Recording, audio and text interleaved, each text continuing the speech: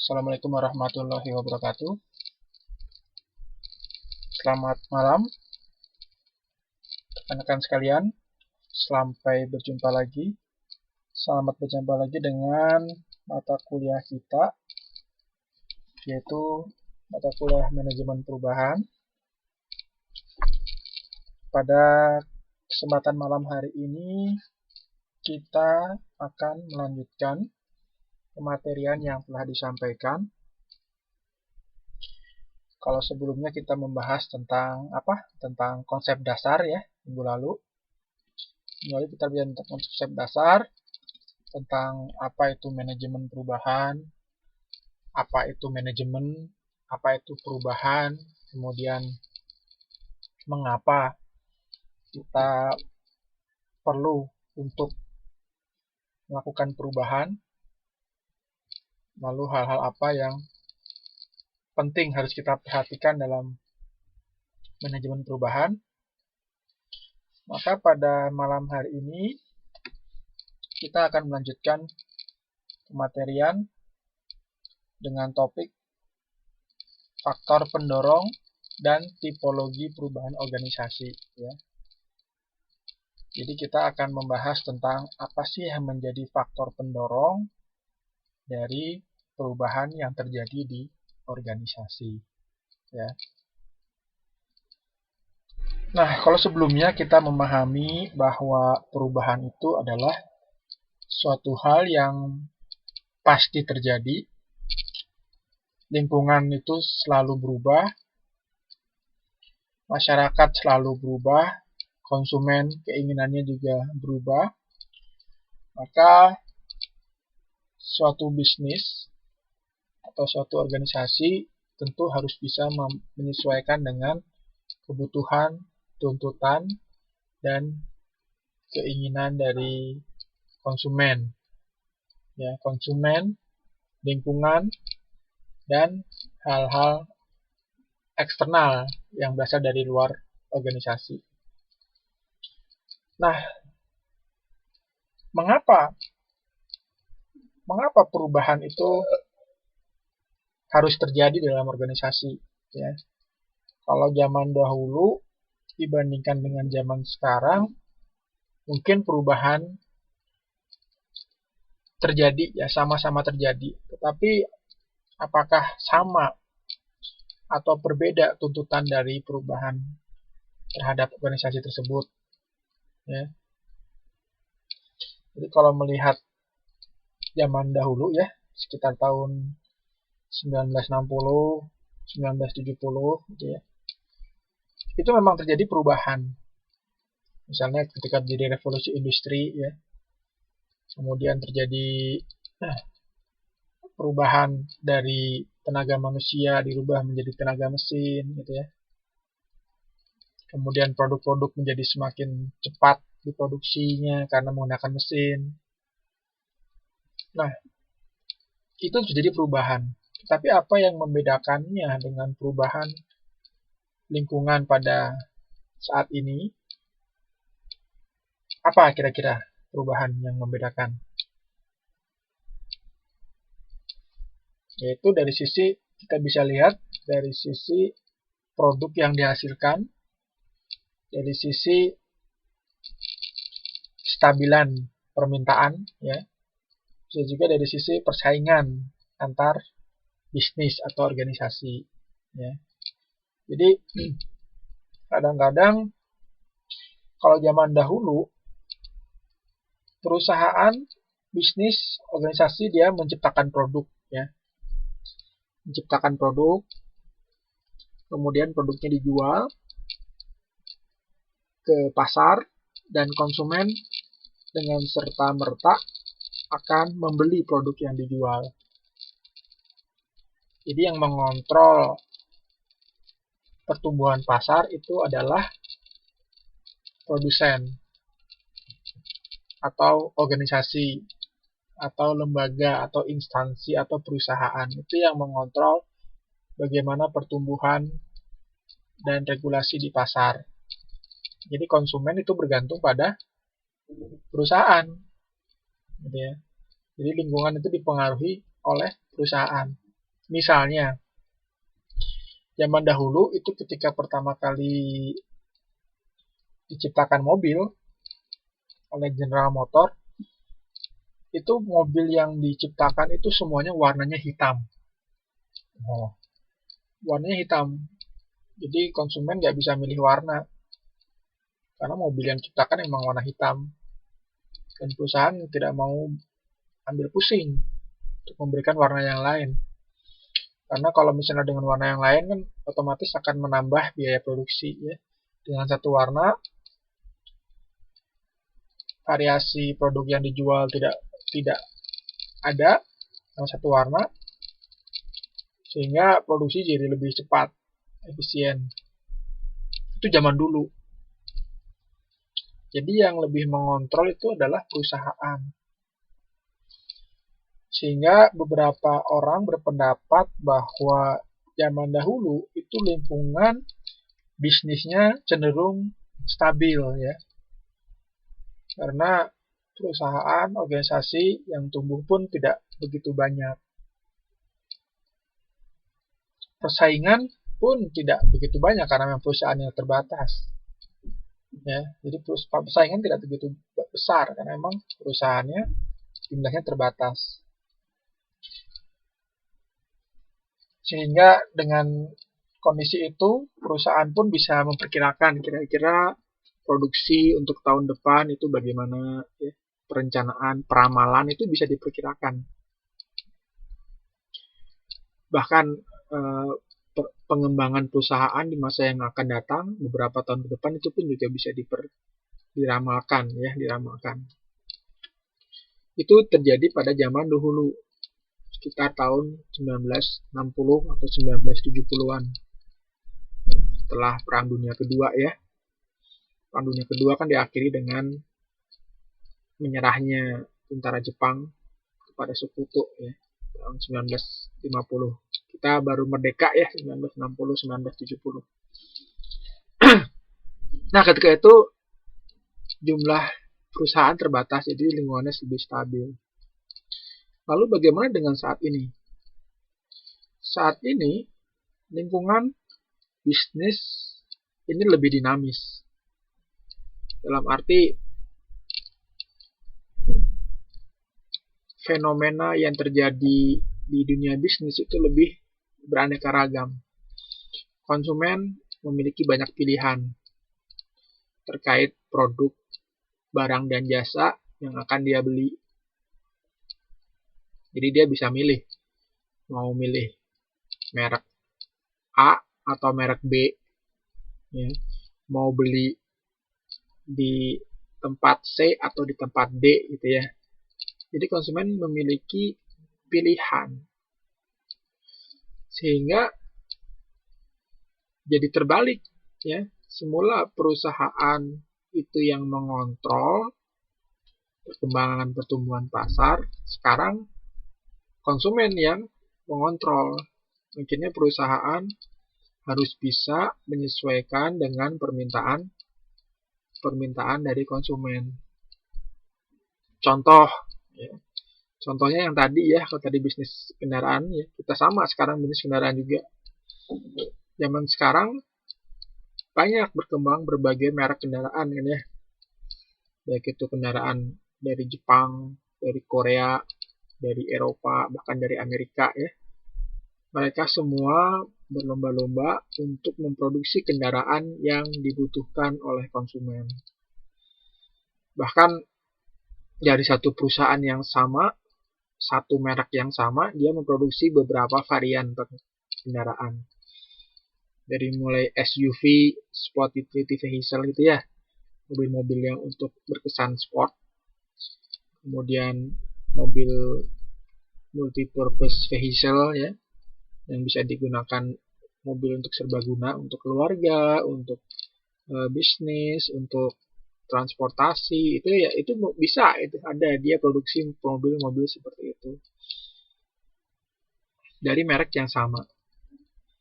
Karena konsumennya pun ada yang segmentasinya itu menginginkan produk-produk tersebut ya, produk-produk tersebut. Nah, Hal ini penting kita ketahui karena memang pertumbuhan yang sangat cepat ini tentu akan berdampak pada tuntutan yang terjadi di perusahaan. Ya, tuntutan terjadi di perusahaan.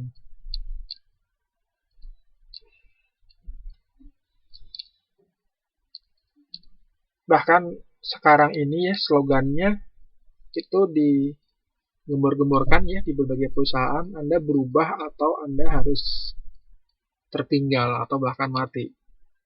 Jadi you have to change or you will die. Jadi Anda harus berubah atau Anda mati, atau Anda akan mati. Ya. Jadi perubahan ini sesuatu yang kritis akhirnya. Harus secepatnya, harus dilakukan, tidak bisa tidak. Gitu.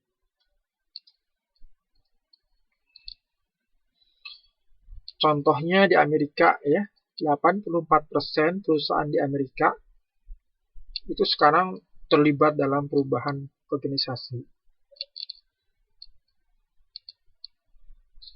Itu baru di Amerika. Dan ini juga terjadi di berbagai belahan dunia yang lain. Di Eropa, di Asia. Di Asia contohnya di Cina, di Taiwan, di Indonesia. Ini terjadi perubahan yang sangat cepat sekali. Bahkan perubahannya tidak hanya dari sisi organisasi, tetapi dari sisi sumber daya yang dibutuhkan. Jadi kalau beberapa tahun yang lalu, mungkin ya, kalau di Taiwan, itu beberapa perusahaan dia masih menggunakan tenaga lokal.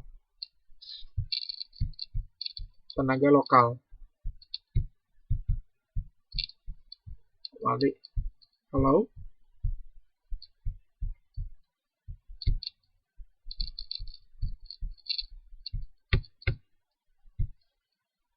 Oh, mati.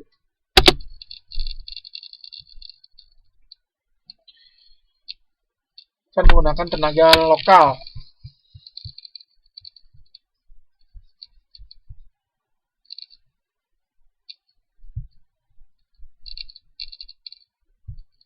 Halo?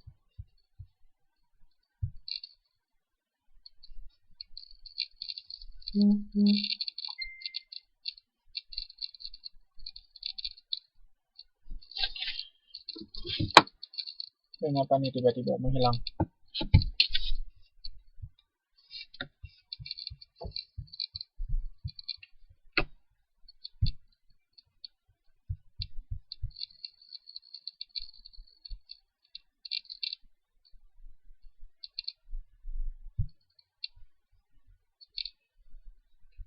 Halo?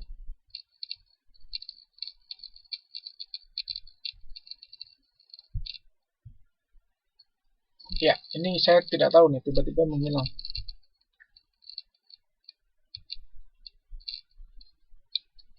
Halo?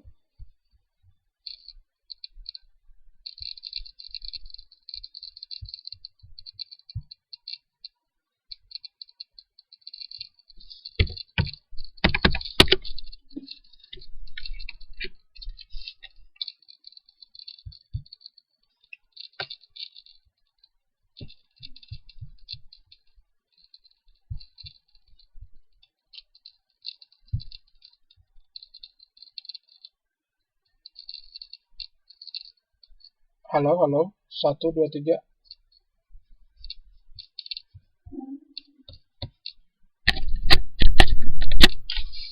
Halo?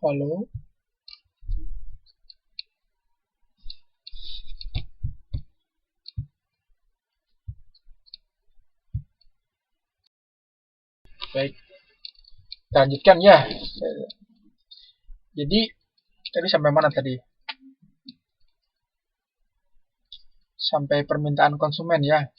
Oh, di Taiwan ya, contoh di Taiwan. Jadi di Taiwan itu, sekarang perubahan itu tidak hanya melibatkan perubahan organisasi, tetapi juga melibatkan perubahan dari resource atau sumber daya manusia yang dibutuhkan. Beberapa tahun yang lalu, mungkin banyak orang-orang Taiwan yang bekerja di perusahaan Taiwan. Nah, ke depan ini akan terjadi perubahan yang drastis. Artinya karena jumlah penduduk, demografi dari penduduk Taiwan itu sendiri kan sekarang seperti kurva piramida ya. Tapi piramida terbalik. Artinya jumlah generasi mudanya itu lebih sedikit dibandingkan dengan generasi tua. Nah, konsekuensinya perusahaan-perusahaan yang ada di Taiwan tentu ini akan kekurangan sumber daya manusianya ya, karena orang-orang mudanya ini sedikit. Bahkan tidak jarang yang mereka lebih memilih untuk bekerja di luar negeri, di Amerika, di Eropa. Itu banyak orang-orang Taiwan yang lebih memilih bekerja di sana dibandingkan dengan di negerinya sendiri.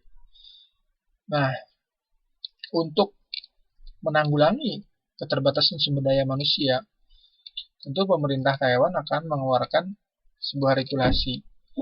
Bagaimana kebijakan yang harus dikeluarkan agar bisa tetap mempertahankan perusahaan-perusahaan yang ada di Taiwan.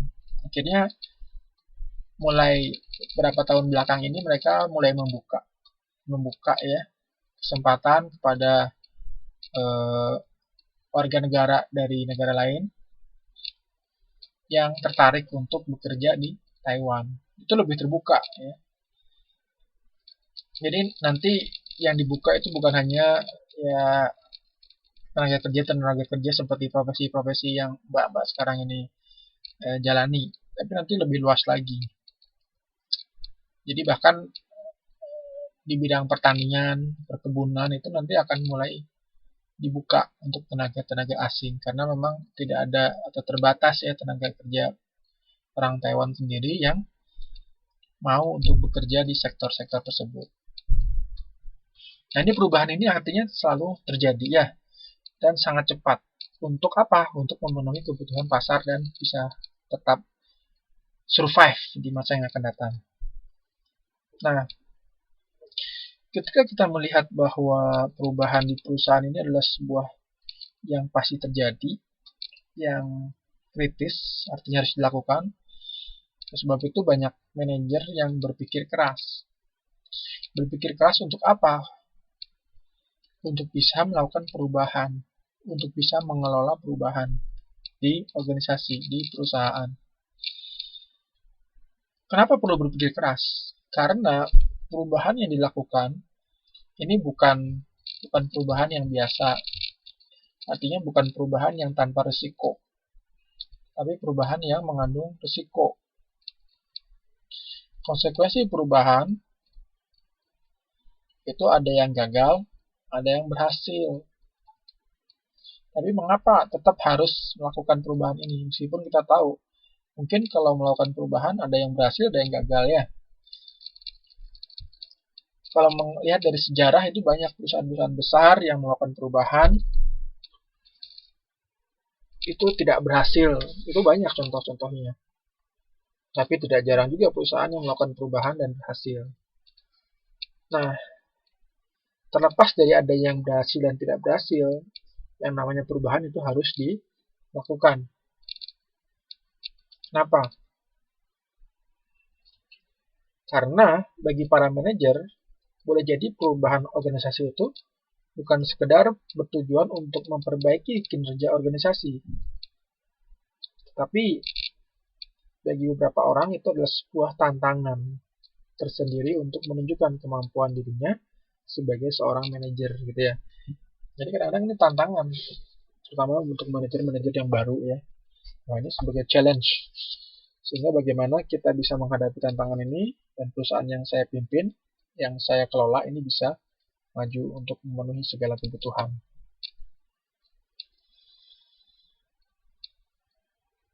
Nah, ketika kita memahami bahwa perubahan organisasi ini akan membawa konsekuensi kegagalan ataupun keberhasilan gitu ya. Dan kegagalan ini probabilitasnya kemungkinannya tidak kecil. Jadi 50-50 ya.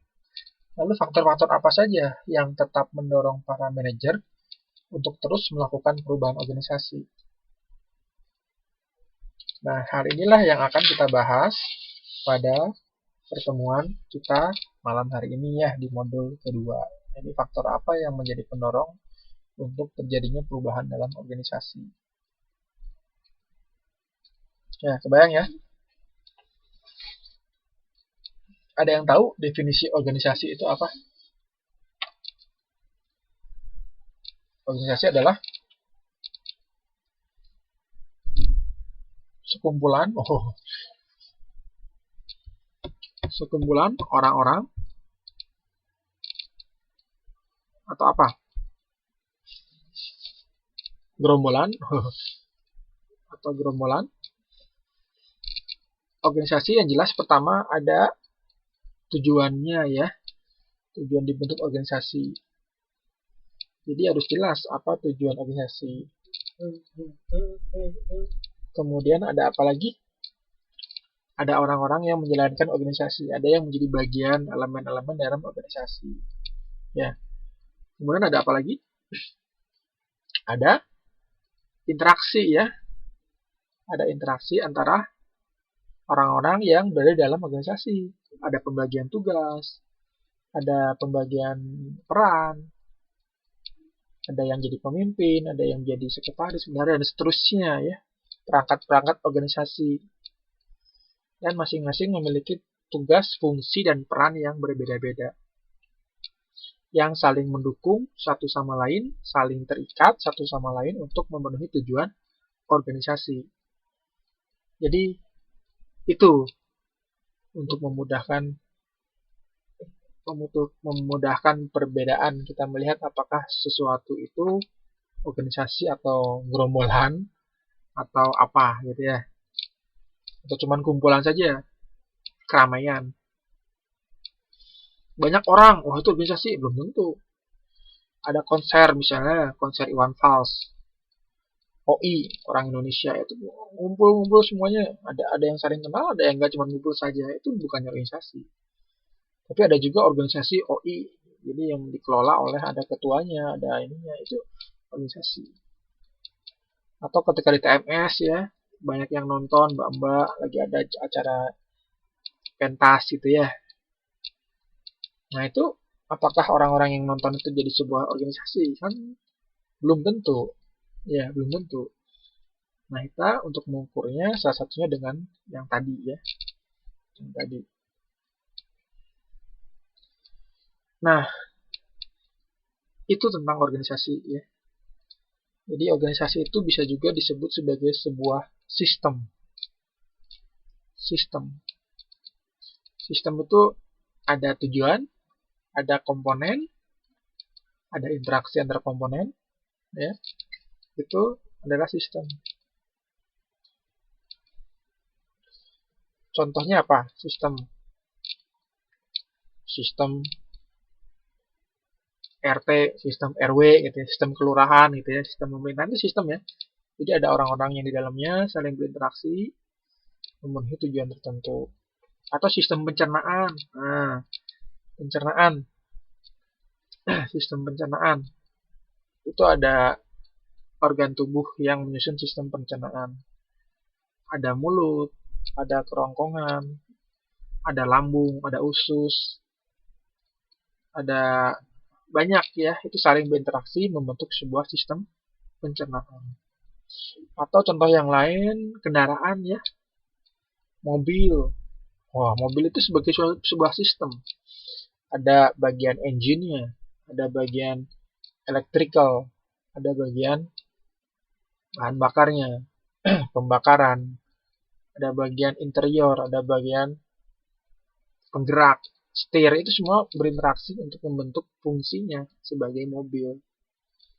Itu adalah sebuah sistem.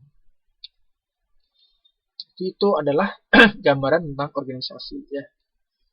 Kenapa perlu saya jelaskan terlebih dahulu tentang konteks organisasi, agar nanti kita bisa memahami, kita memiliki cara pandang dalam melihat faktor-faktor pendorong perubahan dalam organisasi. Jadi dalam benak kita, organisasi yang dimaksud itu adalah organisasi yang seperti itu. Yang seperti yang saya sampaikan tadi ya. Tuh. Nah, apabila kita melihat lingkungan internal atau eksternal yang berada di dalam organisasi, Anda bisa lihat di slide ini ya. Ini saya gambarkan ada lingkungan, ada organisasi, ada stabilitas dan perubahan organisasi. Jadi perubahan dan stabilitas ini biasanya tarik-menarik. Maksudnya bagaimana? Maksudnya begini. Jadi kadang-kadang organisasi ini sulit untuk mau berubah karena seolah-olah dia merasa stabil dengan kondisi yang sudah ada. Ya. Jadi seolah-olah dia berada dalam posisi yang stabil, yang nyaman. Sehingga ya untuk apa dilakukan perubahan kalau misalnya kita sudah tidak ada masalah, pekerjaan kita lancar misalnya, kemudian semuanya berinteraksi dengan baik, kenapa harus dilakukan perubahan? Ya, itu dianggap suatu hal yang stabil. Padahal dalam realitasnya lingkungan selalu berubah. Mungkin nggak dengan kondisi yang stabil tersebut kita bisa menghadapi tuntutan dan perubahan lingkungan? Seolah-olah bisa, tapi dalam kenyataannya barangkali ada hal-hal tertentu yang tidak bisa kita pungkiri, kita harus mengikuti, sehingga perlu melakukan perubahan. Ya, melakukan perubahan. Jadi stabilitas ini kadang-kadang menjadi sebuah alasan bagi beberapa orang yang memegang posisi di organisasi untuk menolak terjadinya perubahan. Ya, jadi itu dari perspektif yang berbeda. Perspektif yang satu ya. Perspektif yang kedua ini berbeda. Dia melihat bahwa stabilnya organisasi itu diukur dari kemampuan organisasi itu untuk mengikuti, untuk fleksibel, untuk bisa cepat untuk beradaptasi dengan lingkungan. Jadi kalau kita bisa cepat beradaptasi dengan lingkungan itu dianggap stabil. Ini beda ya sama yang tadi ya. Yang tadi lebih ke arah kemapanan, kaku, rigid. Kalau ini lebih ke arah fleksibel. Jadi kalau orang mengatakan ikutilah di mana Anda berada gitu ya.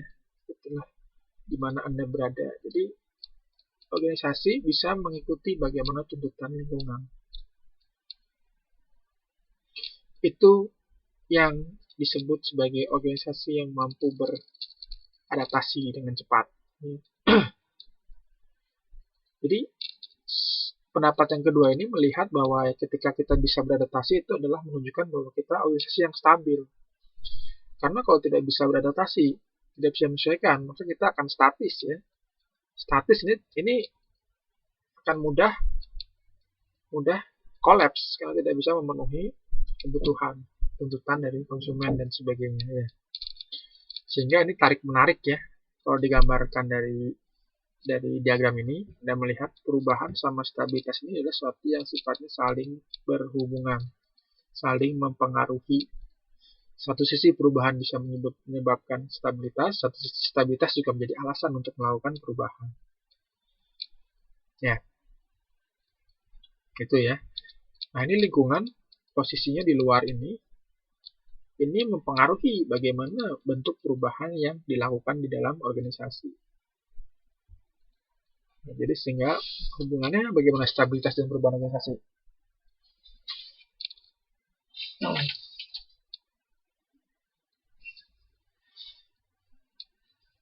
Jadi hubungannya saling mempengaruhi ya. Satu sisi perubahan yang terjadi di organisasi nanti akan mempengaruhi lingkungan. Kenapa mempengaruhi? Karena organisasi kita itu adalah bagian dari lingkungan itu sendiri. Sehingga satu perubahan di dalam organisasi tentu akan berpengaruh pada lingkungan secara global. Di sisi lain, perubahan lingkungan ini akan menuntut organisasi kita berubah. Ya. Jadi ini hubungannya resiprokatif ya, saling mempengaruhi.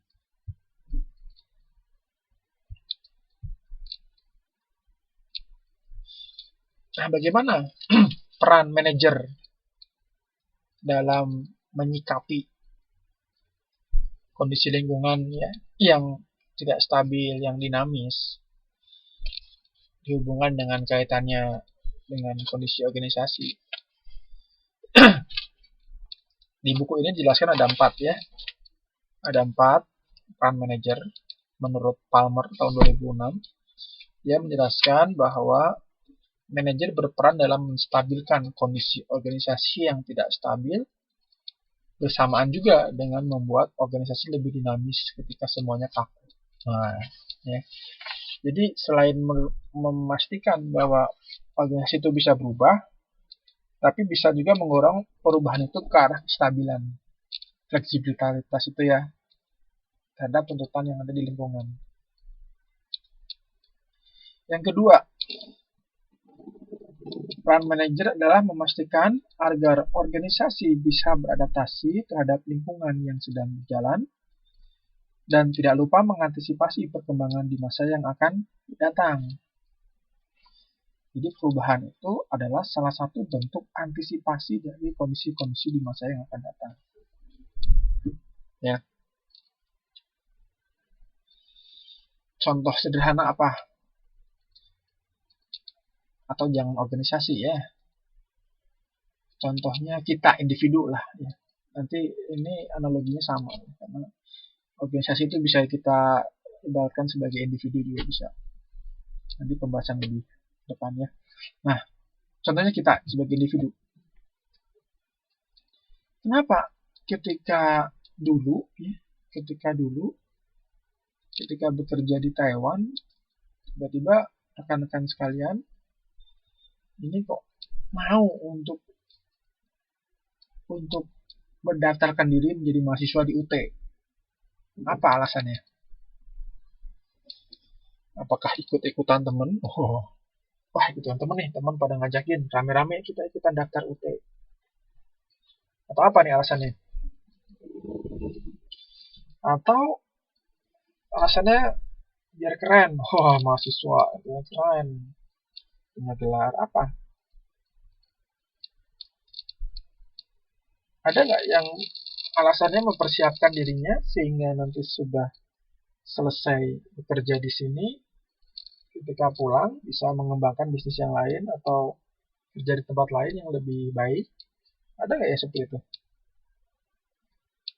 Oh ada ya, ada. Nah itu adalah salah satu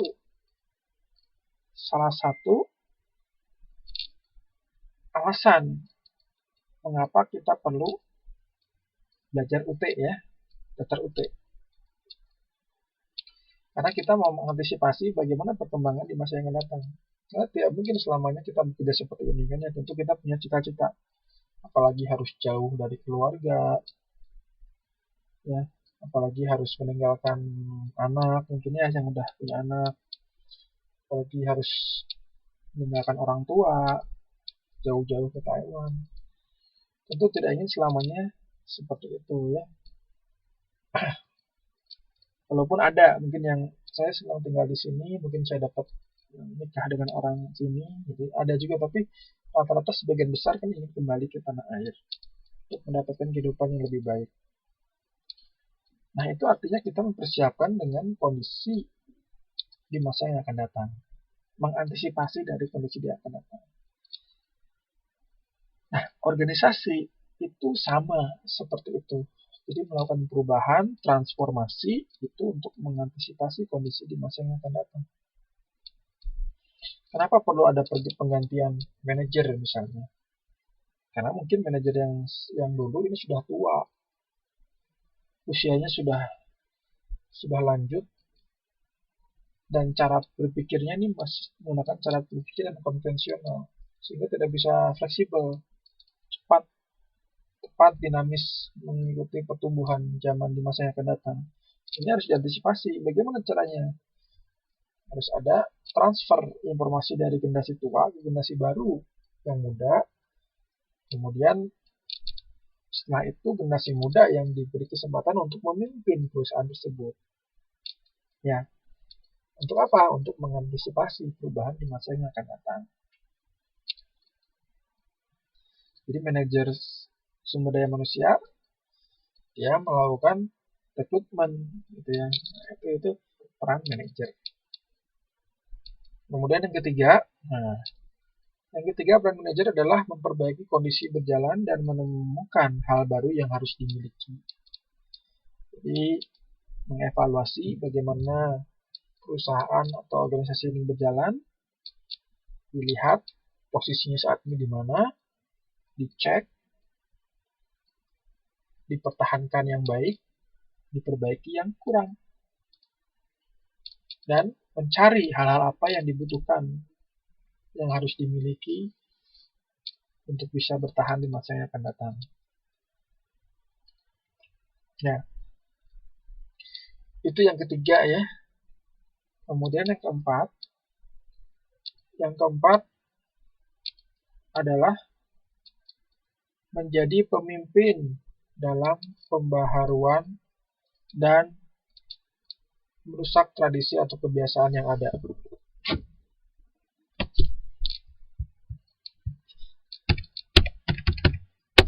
Ya.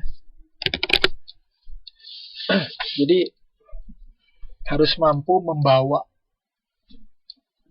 orang-orang di bawahnya yang dia pimpin kepada ke arah perubahan yang lebih baik. Jadi menjadi pemimpin dalam pembaharuan tanpa merusak tradisi atau kebiasaan yang sudah ada ya.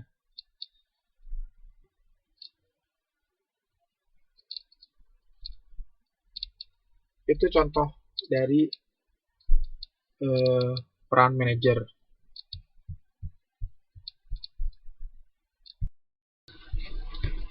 Nah, itu ya. Jadi bisa menjadi pemimpin dalam pembaharuan tanpa merusak tradisi atau kebiasaan yang lama. Jadi bisa membawa anggotanya untuk mau melakukan perubahan tanpa merusak tradisi atau kebiasaan yang sudah ada. Ya, itu ya. Tentunya yang dimaksud dengan kebiasaan dan tradisi ini adalah kebiasaan yang baik yang harus dipertahankan di perusahaan.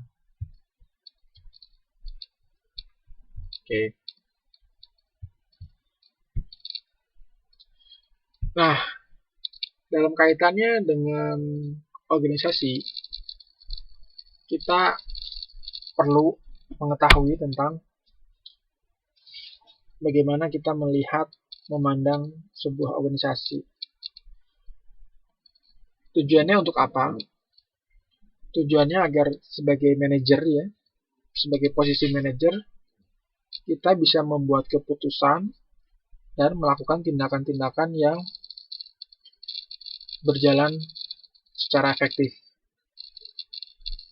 Ya.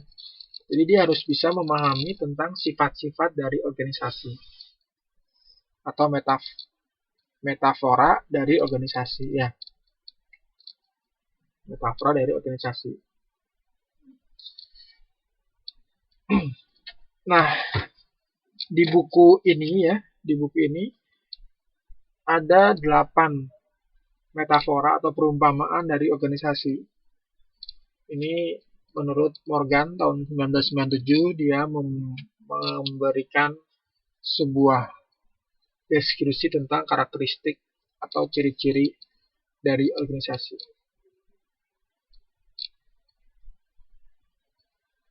Sifat-sifat dari organisasi ya. Yang pertama, organisasi itu dipandang sebagai sebuah mesin atau mesin organization ya. Jadi kita menganggap seolah-olah organisasi itu mempunyai sifat atau ciri dan perilaku seperti mesin. Jadi mesin itu kan diciptakan untuk apa? Untuk menghasilkan sesuatu, untuk menghasilkan produk ya. Dan untuk menghasilkan produk atau sesuatu tersebut dia bekerja secara mekanistis, teratur, kemudian ada pembagian pekerjaan, dan masing-masing bekerja untuk menghasilkan output, ada koordinasi juga. Ya pokoknya kebayangannya kayak mesin gitu ya. Contohnya mesin apa? Mesin jahit ya. ada bagian mesin yang bertugas untuk memutar sebagai rotornya gitu ya. Ada yang memintal benangnya, ada yang sebagai jarumnya untuk untuk melekatkan benang dalam pakaian atau dalam tekstil, dalam kain, itu yang mesin jahit itu kan. Jadi tugasnya masing-masing memiliki tugas dan peran tertentu. Dan masing-masing bagian itu berinteraksi satu sama lain. Jadi seperti mesin, teratur. Nah, kita melihat organisasi sebagai mesin itu ya seperti mesin. Sehingga kita bisa menilai bahwa jika organisasi sebagai suatu mesin, berarti orang-orang yang ada di organisasi itu akan bekerja seperti layaknya perilaku mesin. Nah, ini ada sifat-sifat organisasi yang seperti ini. Ya, kebayang ya?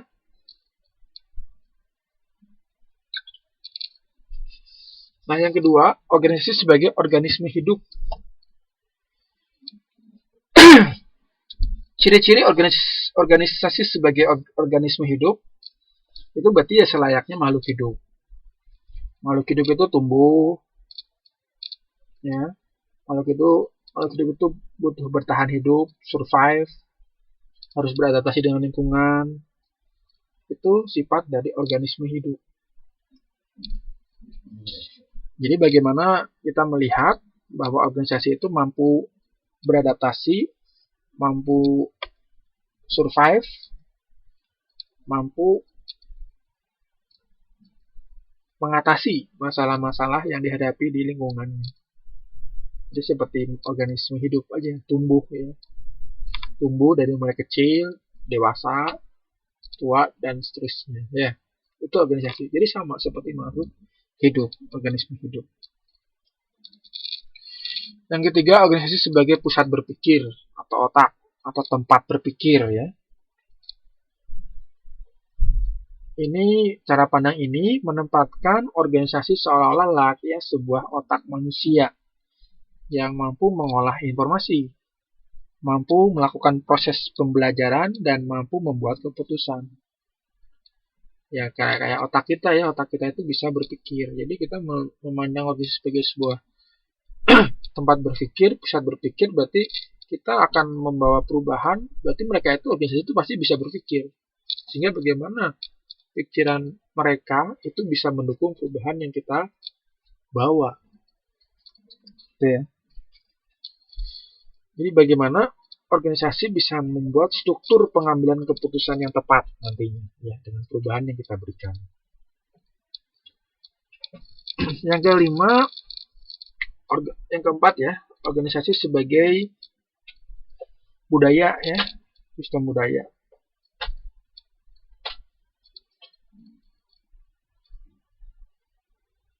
Jadi menganggap bahwa organisasi itu sebagai sistem budaya. Kita melihat organisasi itu sebagai sekumpulan orang-orang yang memiliki kesamaan karakter budaya. Budaya ini maksud bisa berupa keyakinan, bisa tata nilai, adat istiadat, asumsi yang menjadi pegangan dalam organisasi tersebut. Jadi ada norma, culture. Sehingga kita melihat organisasi sebagai sebuah budaya, nantinya perubahan yang kita bawa bisa mampu menyelesaikan persoalan-persoalan yang berhubungan dengan kebiasaan-kebiasaan yang ada di organisasi. Yang nantinya solusi tersebut menjadi kebiasaan pula yang menjadi karakter dari organisasi. Bayang nggak? Jadi misalnya ada kebiasaan buruk nih di organisasi. Ini menjadi budaya telat misalnya ya. Budaya ngaret, kalau kerja itu lambat, itu budaya organisasi. Nah, kita bagaimana bisa menghantarkan elemen-elemen organisasi untuk berubah budayanya, kebiasaannya menjadi lebih baik untuk kemajuan organisasi di masa yang akan datang. Itu ya contohnya. Kemudian ada lagi sebagai arena politik ya, di dalamnya ada politik ya, ada kekuasaan. Jadi politik itu bukan identik dengan perebutan, tapi tidak, tapi lebih pada di dalamnya ada kekuasaan, ada power,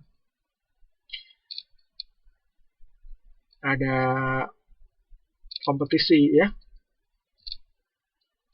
Nanti akan muncul konflik ya. Jika kita melihat organisasi sebagai arena politik, kita melihat bahwa di dalam organisasi itu pasti ada konflik kepentingan ya tentunya. Jadi kalau misalnya kita sebagai manajer melihat organisasi sebagai arena politik, itu kita akan melihat pihak-pihak mana saja yang memiliki kepentingan terhadap organisasi. Ya.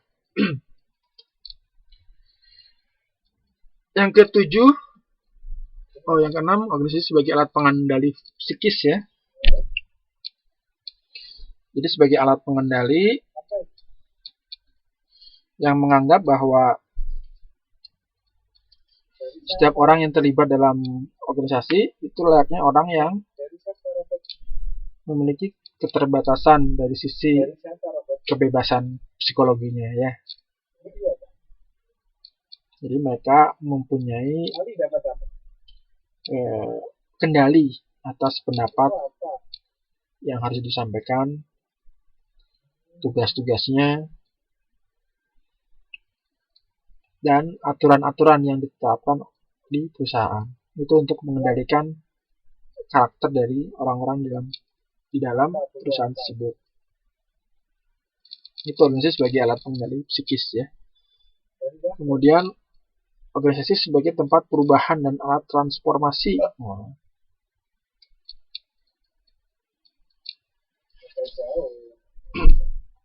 Jadi salah satu alasan terjadinya perubahan organisasi karena dalam organisasi tersebut terjadi kontradiksi atau tarik ulur antara berbagai pihak. Nah ini butuh transformasi, butuh perubahan.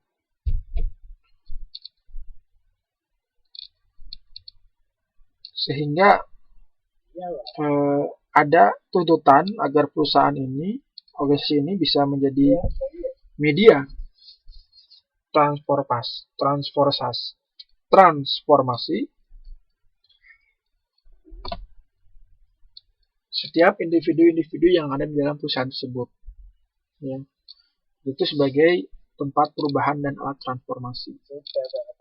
Meskipun individu-individu yang ada di dalamnya itu memiliki karakter-karakter yang berbeda, tapi bagaimana bisa tetap menjadi satu ke arah transformasi yang lebih baik ya. Kemudian organisasi sebagai alat dominasi. Nah, ini dominasi. Jadi organisasi dianggap sebagai alat untuk mendominasi orang lain ya. Jadi ada yang menjadi pimpinan, ada yang menjadi bawahan. Kecenderungannya pimpinan akan mendominasi bawahannya dengan adanya struktur dalam organisasi. Sehingga mereka yang bisa memiliki dan mengendalikan organisasi adalah mereka yang bisa mendominasi dan menguasai orang lain. Gitu ya. Jadi Anda kalau mau membawa perubahan di perusahaan Anda, di lingkungan Anda harus bisa memiliki kemampuan untuk mempengaruhi orang lain. Gitu ya. Kalau sekarang nggak punya, ya nanti berlatih agar bisa mempengaruhi orang lain. Ya. Ini metafora organisasi. Kenapa kita perlu belajar tentang metafora organisasi? Karena untuk mengetahui ciri-ciri atau sifat-sifat dari organisasi tersebut. Sehingga tahu treatment seperti apa yang perlu kita lakukan untuk mendorong perubahan yang kita inginkan terhadap organisasi kita, gitu ya. Nah, ini metafora organisasi. Kemudian di buku ini juga ada penjelasan tentang mengapa organisasi berubah. Teori apa sih yang mendukung dari perubahan organisasi, ya? Ada dua teori utama yang disebutkan dalam buku ini, ya, dalam modul ini, yaitu teori E. Ini yang dikeluarkan oleh Beer dan Nohria pada tahun 2000, Andrew Chenka pada tahun 2007, yaitu organisasi itu bergantung pada investor. Jadi organisasi itu berubah tidaknya tergantung kepada investor, tergantung pada orang yang menguasai keuangan, pemilik modal di organisasi. Jadi kalau Anda bekerja di perusahaan yang besar, gitu ya, biasanya perusahaan itu ada yang menjadi pemilik saham. Nah, pemilik saham ini bisa berupa investor, ya, disebut juga investor. Investor ini yang menentukan ke arah mana perubahan dari organisasi tersebut. Jadi kalau investor itu bersepakat, misalnya perusahaannya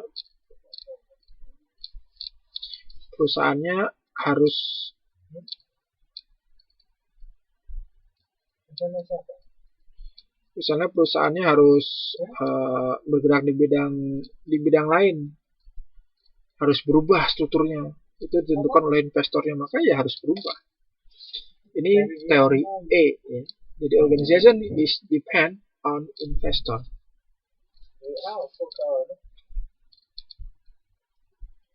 Kemudian yang kedua itu teori O.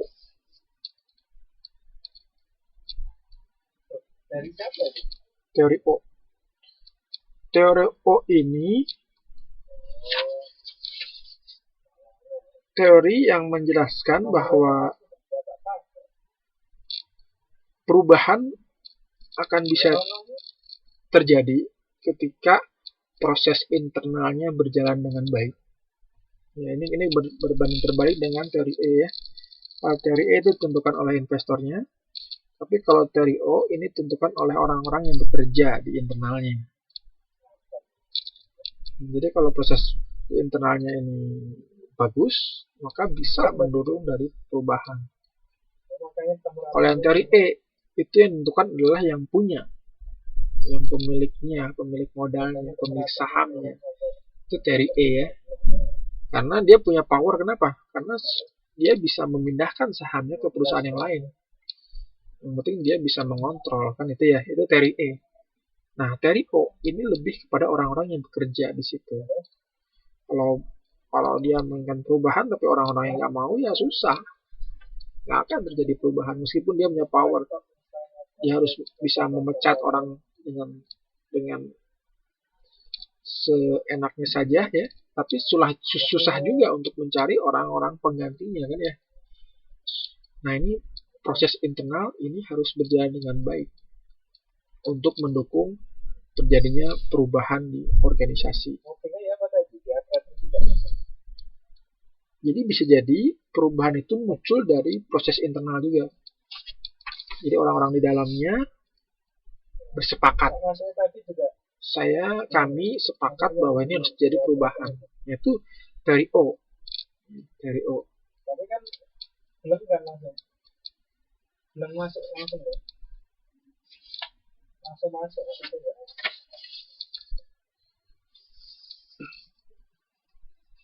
Jadi ini mengapa organisasi berubah, ya. Yang selanjutnya, dalam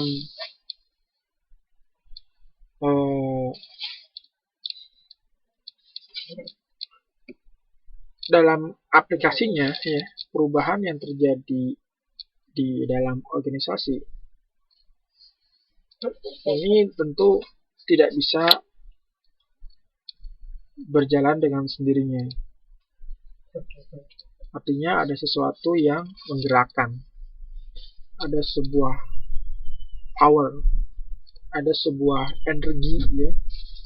Ada sebuah energi yang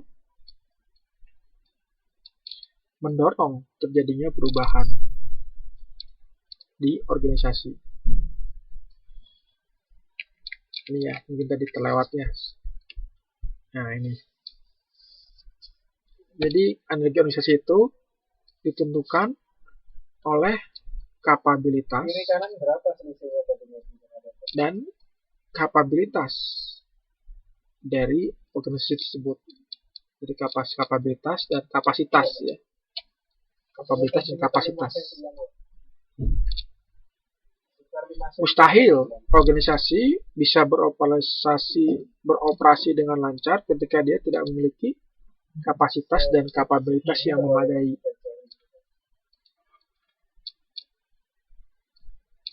Jadi energi organisasi itu bisa diibaratkan sebagai kekuatan yang memungkinkan sebuah organisasi bisa berfungsi dengan baik.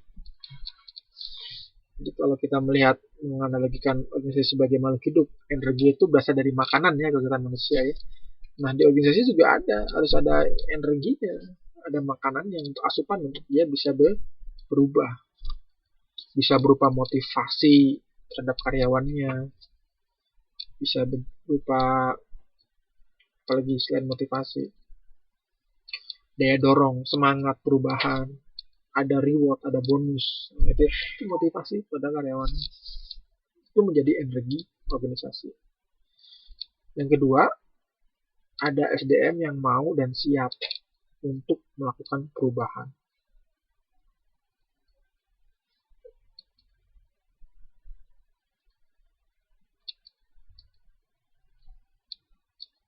Nah, ini slide nomor 7 ini adalah sebuah gambaran dalam mengelompokkan ya suatu perusahaan atau organisasi ini masuk dalam zona mana gitu ya, dengan dilihat dari intensitas energinya dan intensitas kualitasnya dalam organisasi.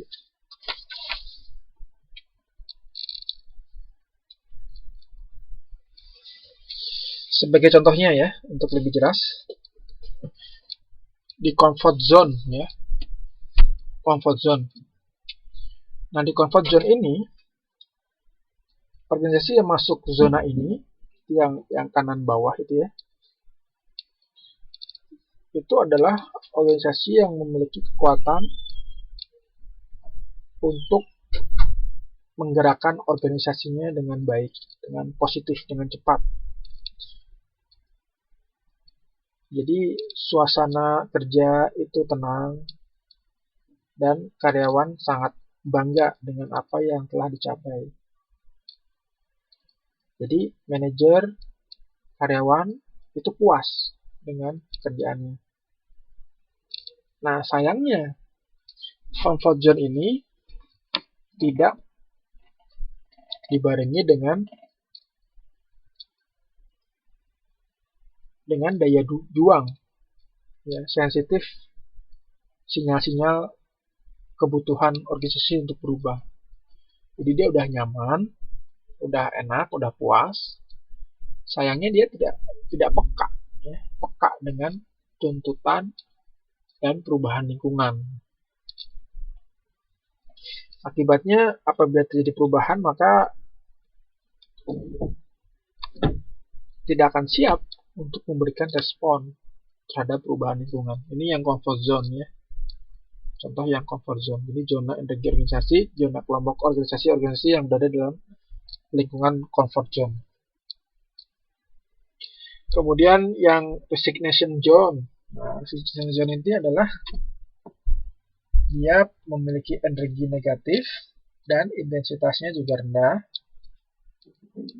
Jadi orang-orangnya cenderung frustasi, ya, energinya negatif, tidak bersemangat, kecewa, ya, murung. Ini organisasi orang-orang yang berada di resignation zone. Jadi mereka merasa tidak memiliki harapan masa depan ya, bukan karena enggan merespon, tetapi memang tidak memiliki energi yang cukup untuk itu. Itu yang resignation zone. Kemudian yang aggression zone. Aggression zone ini yaitu jika terjadi di perusahaan tersebut ada konflik. Jadi energinya dimiliki oleh perusahaan yang ada di organisasi itu habis untuk konflik internal.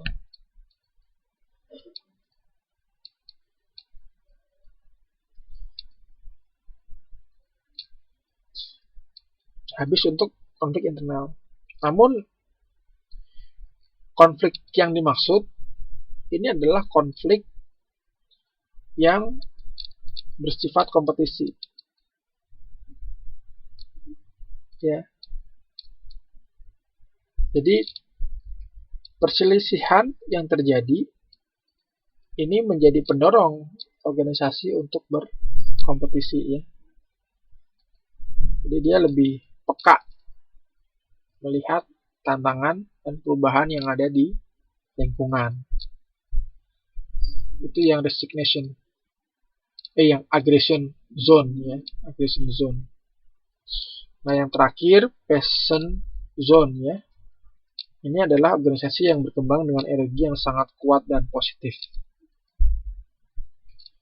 Suasana kerja nyaman dan karyawan juga antusiasme tinggi untuk mencapai tujuan organisasi. Jadi harapannya organisasi-organisasi yang berada di zona aggression zone, resignation zone, dan comfort zone nanti akan berubah menjadi organisasi yang berada dalam passion zone.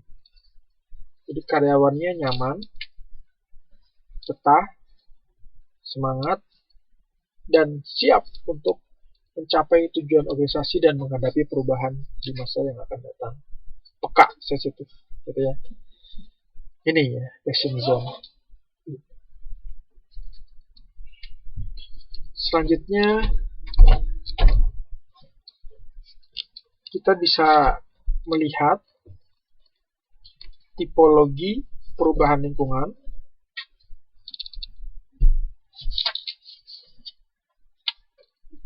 Ya, dari sisi ketersediaan sumber daya, kemudian kontinuitas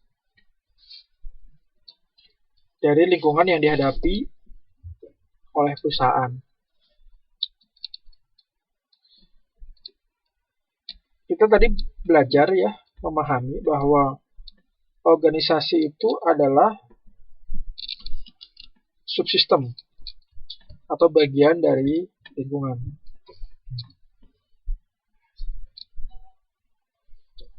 Sehingga kita harus bisa melihat, mengidentifikasi lingkungan seperti apa yang akan dihadapi oleh organisasi. Ya. Jadi ini tipologi perubahan lingkungan ini untuk mengetahui kira-kira bagaimana pergolakan, dinamika dari lingkungan yang dihadapi oleh organisasi ya.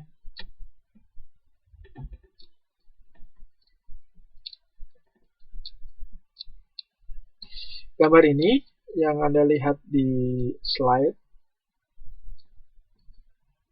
ini adalah gambar yang menjelaskan 4 situasi pada perubahan lingkungan yang eksternal terutama ya, yang menjadi sebab menurunnya kondisi organisasi. Yang pertama erosi, saya jelasin ya. Jadi erosi itu terjadi ketika sumber daya di lingkungan eksternal itu terus menurun, dan penurunan ini diprediksi sebelumnya bersifat kontinu. Erosi itu ya.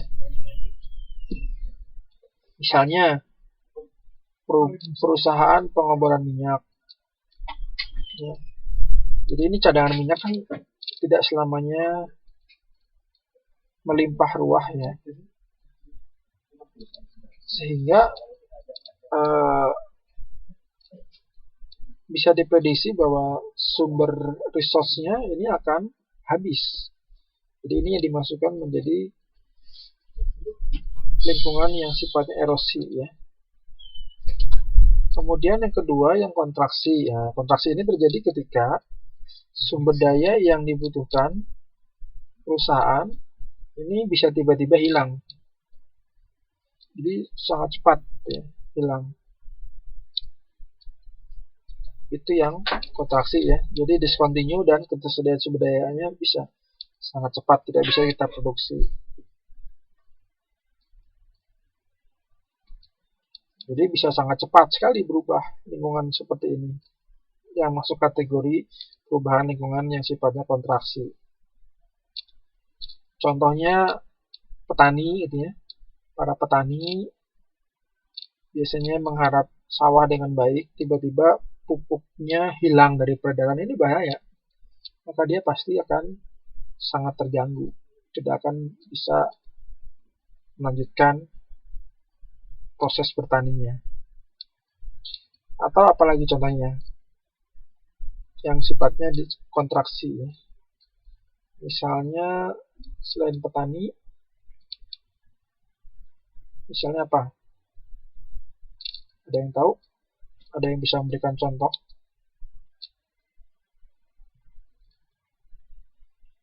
Halo? Oh.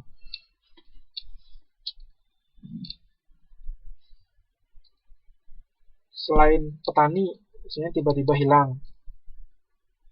Misalnya kayak organisasi yang bergerak di bidang transportasi, misalnya ya. Transportasi, dia bergantung pada bahan bakar minyak. Tiba-tiba bahan bakarnya tiba-tiba hilang di pasaran. Waktu itu dia akan berhenti, tidak bisa beroperasi. Nah, itu contohnya. Kemudian yang lain, yang disolusi. Nah, ini situasi yang terjadi ketika terjadi pergeseran permintaan. Jadi permintaan perusahaan ini berubah, preferensinya berubah. Semula kita menjual karet misalnya, tiba-tiba karet ini harganya turun drastis, sehingga orang-orang berpindah menjadi berjualan produk yang lain. Jadi kelapa sawit gitu ya, misalnya dari perkebunan karet berubah jadi perkebunan kelapa sawit, ini terjadi perubahan permintaan dari konsumen. Atau dari kelapa sawit berubah menjadi kayu-kayu buat mebel gitu ya. Perkebunan kelapa sawit ini dirubah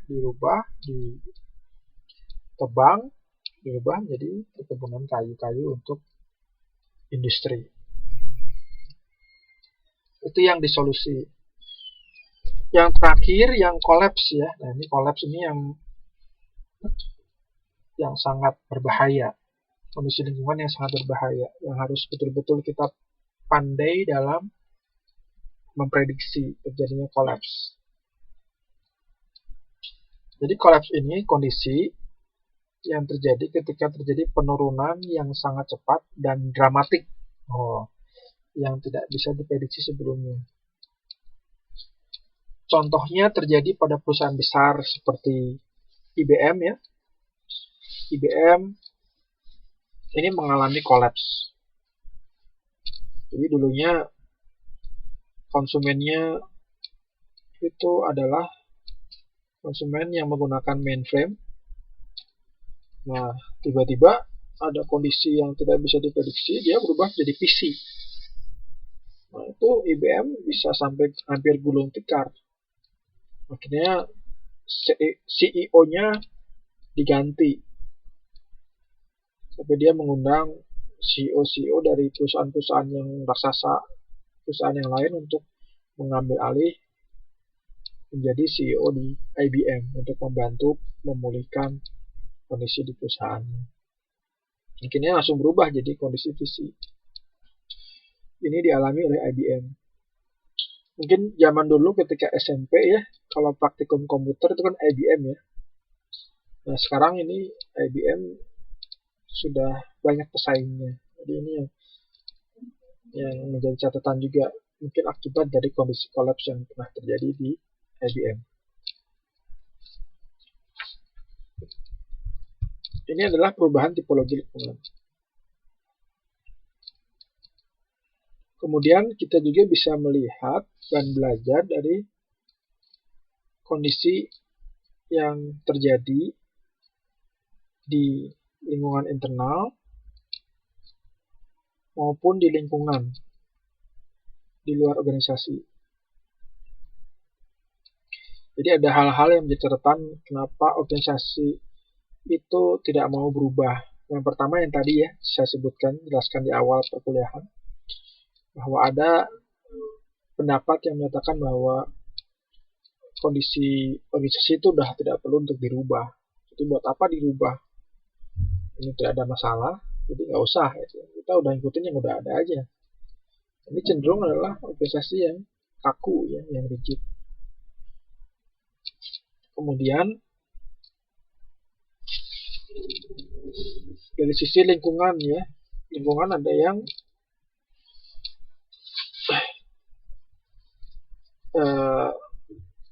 membawa pengaruh bahwa organisasi tidak perlu berubah.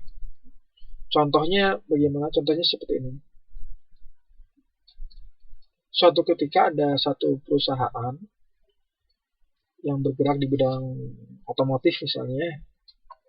Nah tiba-tiba ada perusahaan lain yang bergerak di bidang yang sama dan dia letaknya berdekatan dengan perusahaan tersebut. Pada awalnya, sebelum ada perusahaan baru itu, lingkungannya stabil, itu biasa-biasa saja. Nah, ketika muncul perusahaan yang lain, ini lingkungannya menjadi lebih kompetitif. Nah, ini lingkungan seperti inilah yang mendukung perubahan. Tapi lingkungan sebelumnya, ini yang tidak mendukung perubahan. Mungkin dia akan biasa-biasa saja dalam aktivitas perusahaannya. Tapi begitu ada pesaing, dia akhirnya berkompetisi ya. Akhirnya produk yang dijual pun meningkat, manajemennya berubah, sehingga menjadi manajemen yang lebih kompetitif, yang lebih baik dari sebelumnya. Ini contoh keengganan organisasi untuk berubah ya, yang menghambat organisasi untuk berubah.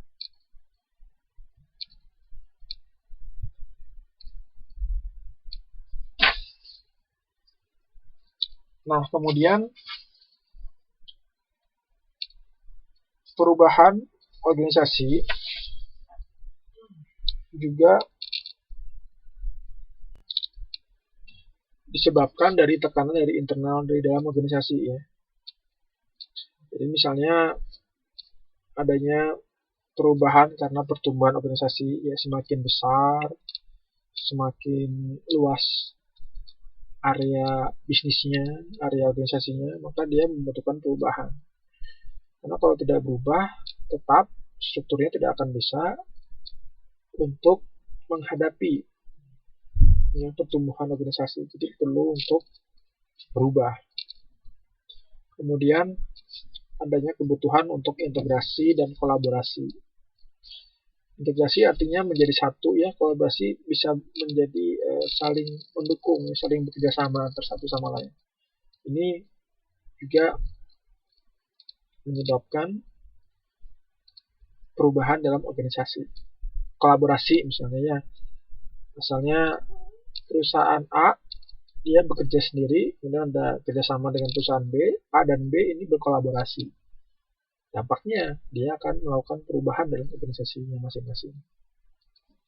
Integrasi menyatu ya, perusahaan C bergabung dengan perusahaan D menjadi perusahaan E misalnya, otomatis akan jadi perubahan dari internal. Yang ketiga, membangun identitas baru. Nah, ini biasanya kalau perusahaannya sudah lama, tentu kecenderungannya adalah jika produknya tidak kompetitif, produknya standar, tidak mengikuti pertumbuhan zaman, maka dia akan tertinggal. Maka dia harus menciptakan identitas yang baru untuk menciptakan citra image yang baru di perusahaan dan bisa menjual produk-produk yang baru juga ya. Ini menuntut terjadinya perubahan di organisasi. Yang keempat, adanya perubahan pimpinan. Nah, pimpinan ini menentukan sekali perubahan jadi di organisasi. Beda kepala, beda ide. Beda kepala, beda ide. Kepala masing-masing berasal dari latar belakang yang berbeda. Tentu akan mempengaruhi perubahan yang ada di organisasi yang dipimpinnya. Ini ya yang menjadi tekanan dari dalam organisasi.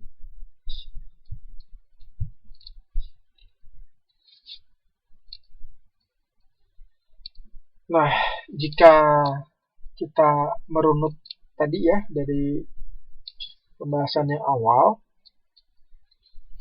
jika kita ingin melihat step by step dari perubahan organisasi, maka kita bisa mengelompokkannya step-stepnya sebagai berikut ya. Jadi kita melihat bagaimana sih faktor-faktor pendorong perubahan, apa saja yang menjadi faktor pendorongnya. Kemudian dari alasan-alasan tersebut akhirnya membentuk kesimpulan bahwa organisasi itu harus berubah. Lalu pertanyaannya, perubahan seperti apa yang harus dilakukan? Ya, jenis-jenis perubahan itu ada apa saja, gitu ya. Jadi perubahan apa saja yang harus dilakukan? Setelah kita ditentukan perubahan seperti apa yang ingin dilakukan, maka langkah selanjutnya adalah bagaimana cara memahami dari perubahan itu sendiri. Ya, jadi itu adalah sebuah tipologi perubahan organisasi. Ya, kebayang ya? Atau bingung? Insya Allah bisa ya, bisa diikuti ya.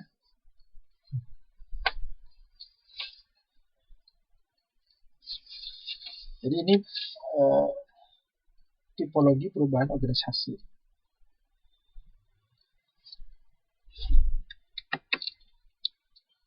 Selanjutnya kita akan membahas secara umum tentang model-model perubahan.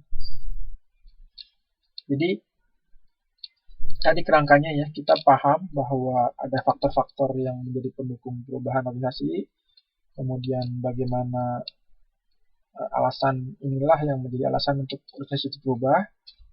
Lalu kita pahami karakteristik organisasi.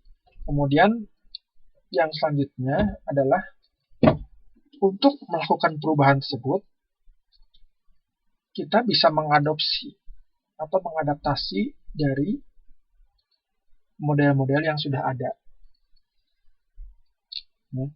Model-model perubahan yang sudah ada. Kenapa penting kita mengetahui model-model ini? Agar kita bisa meminimasi risiko kegagalan dari perubahan organisasi. Ya. Jadi kita cara pandangnya begini.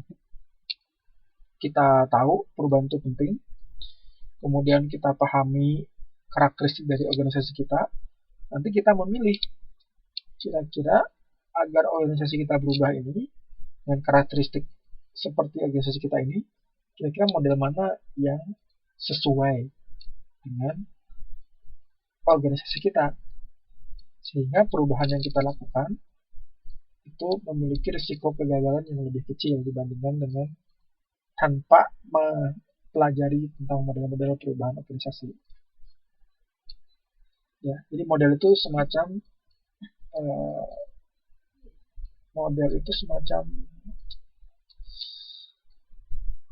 representasi ya dari organisasi yang sudah ada. Ya, jadi model-model organisasi. Model ya. Model itu contoh ya, contoh Kalau gampangnya contoh ya model itu. Model majalah, berarti dia contoh seseorang yang akan dipajang di cover majalah, gitu kan ya. Itu model perubahan apa? Contoh yang akan kalau kita mau melakukan perubahan ke arah situ itu bagaimana contohnya? Kayak the way-nya, the way of change gitu ya. Bagaimana untuk berubah ke arah yang demikian itu ada modelnya. Kalau kita beragama ya, kita punya model ya. Model hidup kita beragama. Yang agama Islam tentu modelnya Nabi Muhammad ya. Yang beragama Kristen mungkin modelnya Nabi Isa. Yang agama yang lain mungkin beda-beda modelnya ya. Itu model itu adalah sebagai contoh suri teladan. Nah, organisasi itu juga sama, ada model-modelnya untuk melakukan sebuah perubahan. Itu ya, kebayang ya? Model. Ada yang mau jadi model ini, Mbak-mbak? Model ya. Asal jangan jadi model majalah dewasa ya, itu nggak boleh. Ya, ya bisa dipahami ya. Oke, kita lanjutkan.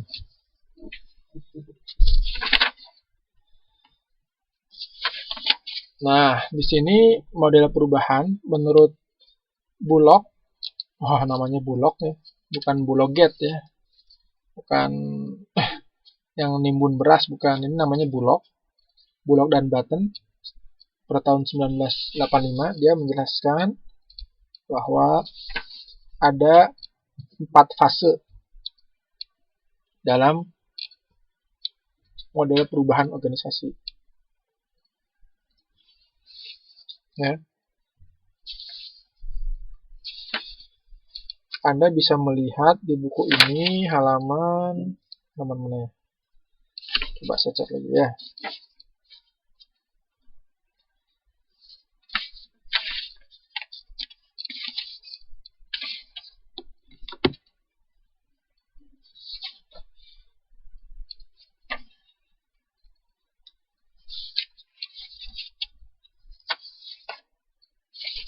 Ini model yang awal ya.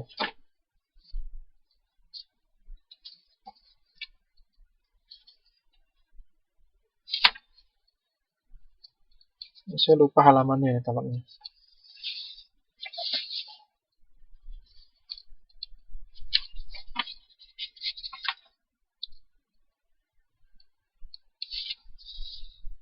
Oke, nggak apa-apa ya. Coba saya jelaskan sejenak. Jadi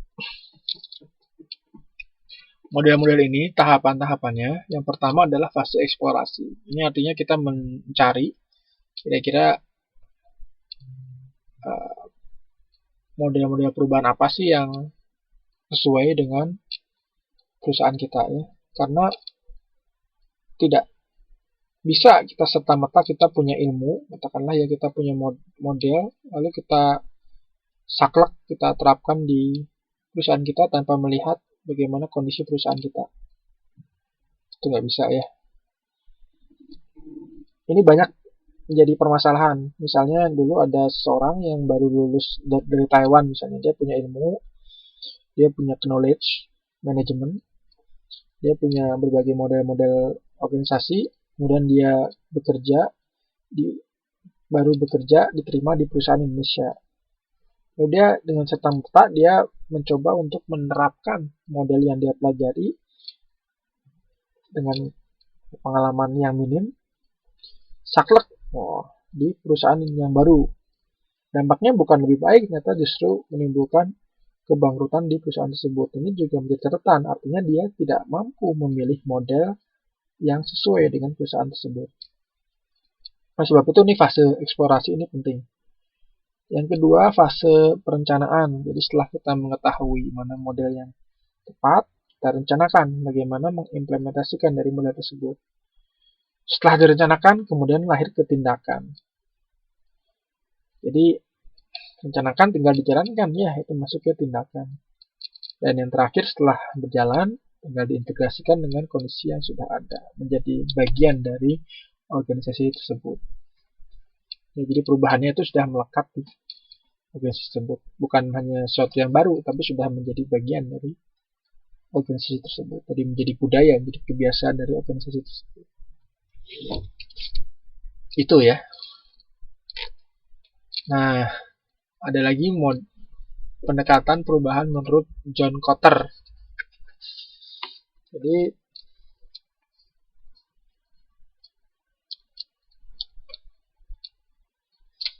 John Kotter ini dia menyampaikan tahapan-tahapan perubahan dalam organisasi. Yang pertama adalah membangun suasana perlu berubah. Jadi disadarkan nih, you have to change, you need to understand that you need to change ya. Jadi perlu dibangun suasana bahwa mereka sadar bahwa mereka harus berubah. Jadi ini dibangun suasananya. Kemudian setelah terbangun, dipastikan bahwa ada orang-orang yang menjadi pelopor untuk mengawal perubahan. Biasanya ini dari manajer-manajer ya, yang dilakukan yang memimpin untuk membawa, berperan untuk mengajak anggotanya mengikuti perubahan yang diinginkan. Kemudian sudah ada ya, agennya sudah ada, orangnya sudah ada yang mau memimpin, kembangkan misinya, visi dan misi, tujuannya bagaimana, perubahan yang diinginkan itu apa, visinya jelas. Kemudian disampaikan bagaimana untuk mencapai visi tersebut, misinya bagaimana, misinya apa saja. Jadi visi itu adalah tujuan, dan misi itu adalah langkah-langkah untuk mencapai visi. Nah, ya, jadi ini pendekatan perubahan John Kotter ya. Tadi udah sampai sini ya. Tadi klik sudah sampai sini sama.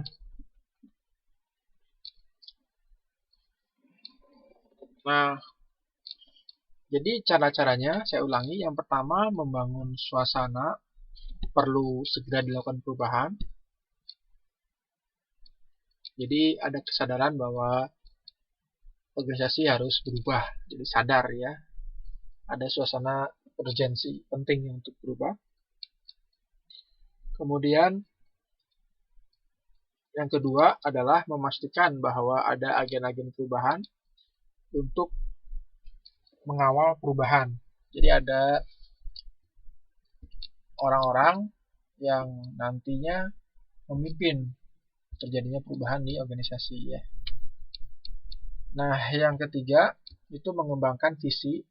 Jadi setelah ada orang-orang yang menjadi pelopor, yang mengawal, kemudian dikembangkan visinya. Jadi ke depan itu apa sih tujuan yang ingin dicapai. Yang keempat, mengkomunikasikan misi. Jadi misi itu adalah bagaimana cara untuk mencapai visi tersebut. Jadi visi sama misi tahu bedanya ya. Visi itu lebih ke arah tujuan, misi itu lebih ke arah cara untuk mencapai visi. Nah, setelah jelas antara visi dan misi, kemudian bagaimana memperdayakan komponen manusia yang ada ya, staf yang ada untuk mendukung dan melaksanakan perubahan. Kemudian yang keenam adalah memastikan bahwa perubahan tersebut itu segera mendatangkan output atau hasil yang jelas, yang terukur. Ya. Jadi harus jelas apa parameter keberhasilannya, apa parameter keuntungannya yang diperoleh dengan perubahan yang dilakukan. Tentunya yang sifatnya jangka pendek pun harus ada gitu ya. Kadang-kadang kita berpikir bahwa cukup kita perhatikan jangka panjang saja tanpa melihat jangka pendek. Nah, ternyata kenyataannya bahwa ternyata jangka pendek pun itu harus dipertimbangkan.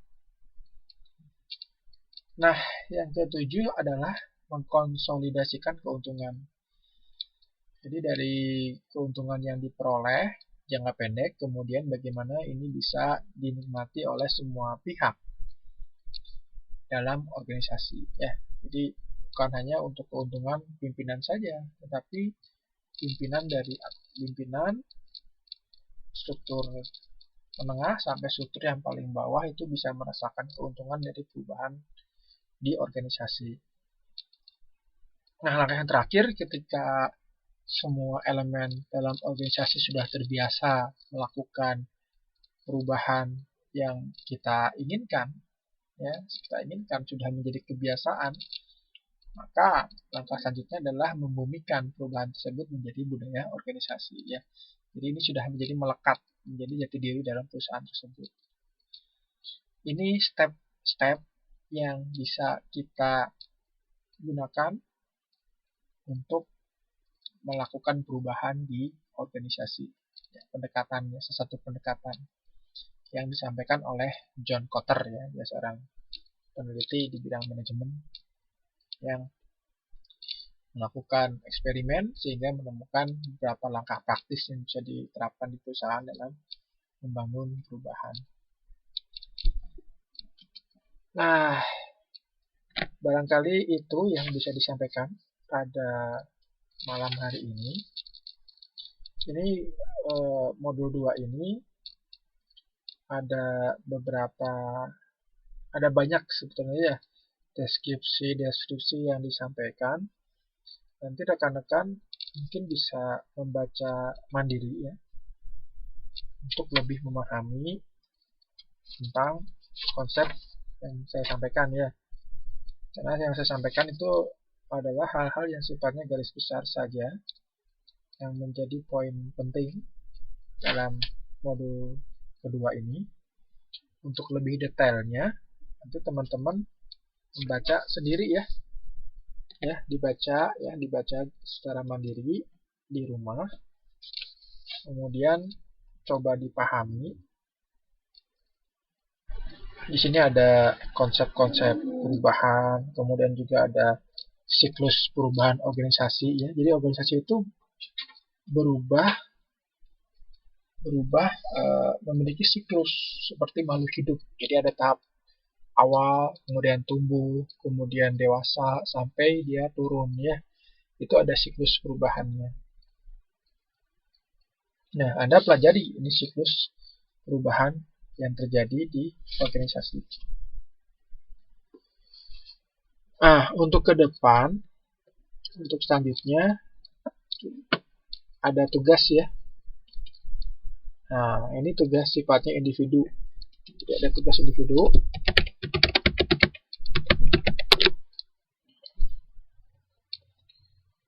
Ini masih terkait dengan modul yang sudah dibahas.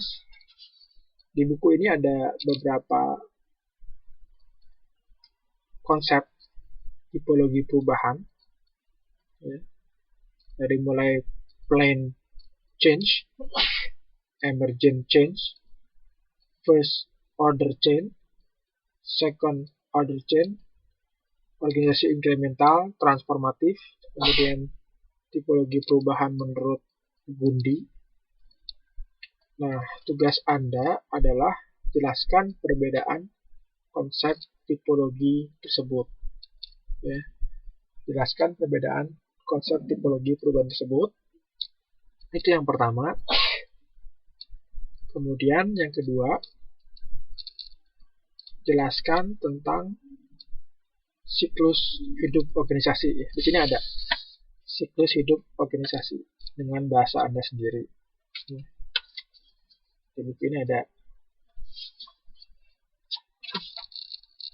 Jadi ada tahap lahir ya, ada tahap tumbuh,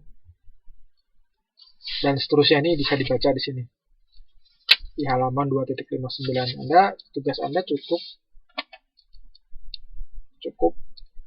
menuliskannya dengan bahasa Anda sendiri ya terkait siklus hidup organisasi. Jelas tugasnya?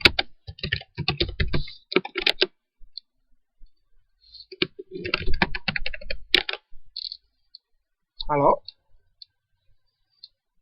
bisa dipahami ini.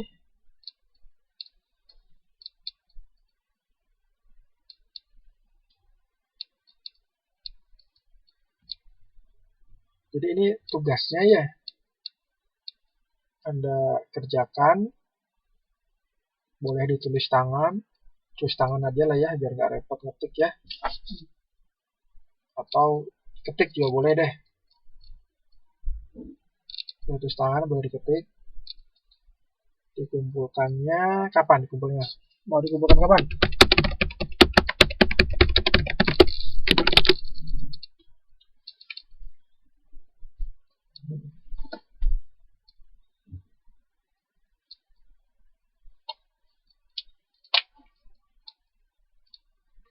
TTM 2 atau TTM 1 atau TTM? Oh, boleh. Aku TTM.